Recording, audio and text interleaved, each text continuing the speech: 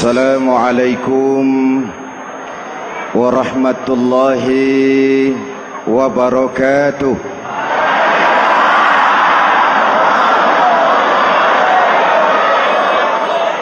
Alhamdulillahi rabbil alamin, wassalatu wassalamu ala ashrafil mursalin, sayyidina wa maulana Muhammadin wa ala alihi wa sahbihi ajmain, amma ba'du.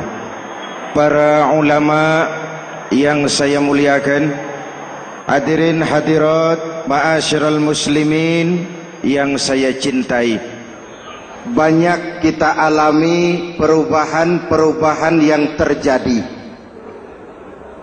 baik perubahan yang menyangkut sosial budaya, lebih-lebih yang menyangkut sosial politik. Yang tidak banyak mengalami perubahan adalah sosial ekonomi. Bahkan angka kemiskinan kita naik menjadi 3/5 dari total penduduk kita hidup di bawah garis kemiskinan, dan 20% diantaranya miskin mutlak.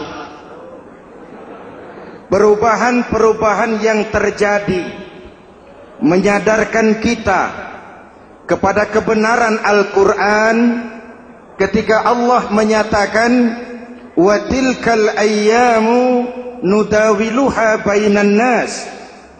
Hari itu kami putar di antara manusia. Ada saat datang, ada waktu pergi. Ada hari lahir, ada saat kembali, ada waktu dilantik, ada saat menyerahkan jabatan.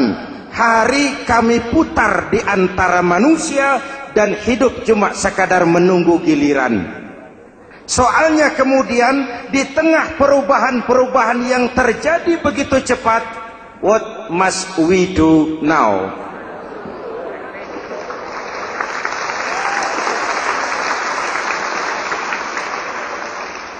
Saya juga ngerti itu. Yang penting kan penampilan. Saudara-saudara kaum muslimin di seluruh tanah air, jadi pemimpin adalah pelayan bagi orang yang dipimpinnya. Okelah, perbaikan ekonomi, pembukaan lapangan kerja baru kita serahkan kepada pemerintah, karena kita percaya mereka orang-orang terpilih belaka yang dipilih dengan kepercayaan akan mampu membawa rakyat keluar dari kesulitan. Amin. Tugas kita sekarang di zaman susah meluruskan akidah.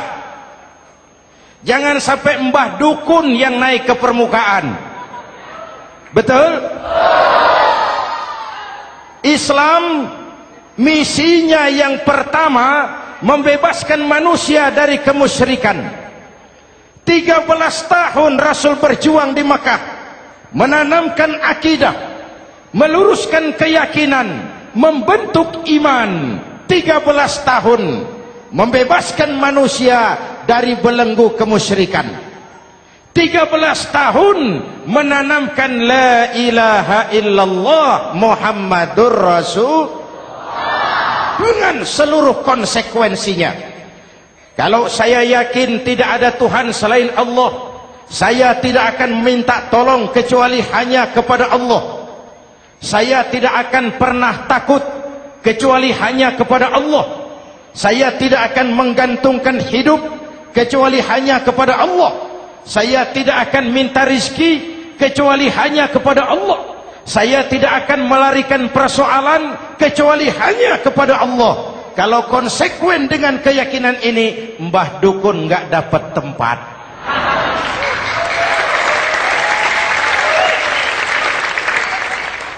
Akur? Ayo lihat secara sederhana. Saya sandaran di tiang, tiangnya ambruk, sayanya jatuh. Saya sandaran di tembok, temboknya runtuh, saya juga runtuh. Saya sandaran kepada orang kaya, dia jatuh miskin, saya bangkrut. Saya sandaran kepada jenderal, dia pensiun, saya selesai. Tapi kalau saya sandaran hanya kepada Allah, Allah tidak akan pernah miskin, Allah tidak akan pernah lumpuh, Allah tidak akan pernah terpuruk, dan Allah tidak akan pernah berkurang kekuasaannya.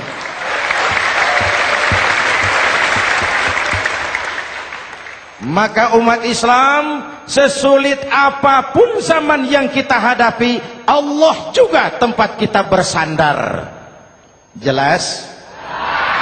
Selama ini kita iman dalam ucapan, tapi sekuler dalam perbuatan. Di masjid ada Allah, di kantor Allah tidak ada, maka korupsi merajalela.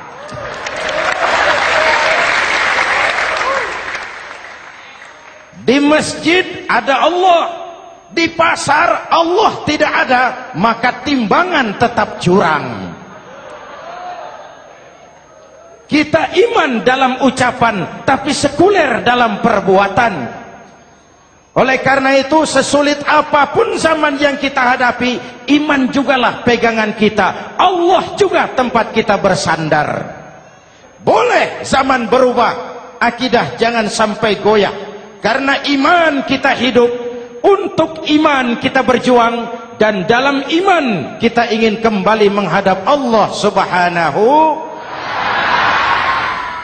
Selama ini manusia Indonesia kita lebih banyak diisi otaknya, hati sering kosong, agama dangkal, akidah rapuh, moral rendah.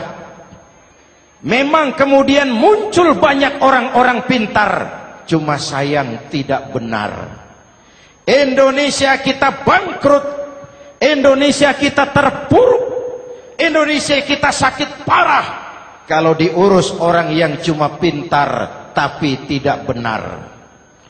Kita perlu orang-orang pintar, tapi kita lebih perlu orang benar. Jelas? Kalau cuma pintar tapi tidak benar, itu yang sering saya sampaikan, nanti disuruh ngurus beras malah nimbun beras.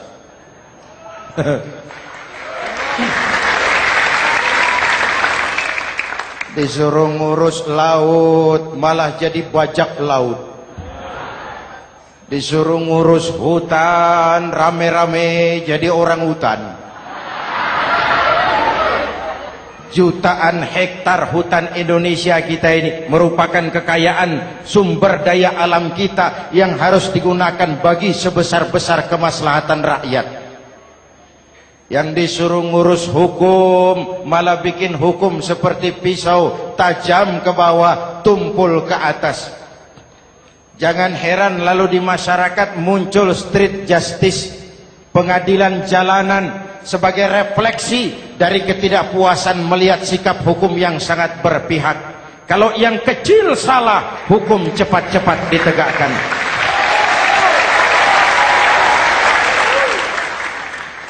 Lihat saja sekarang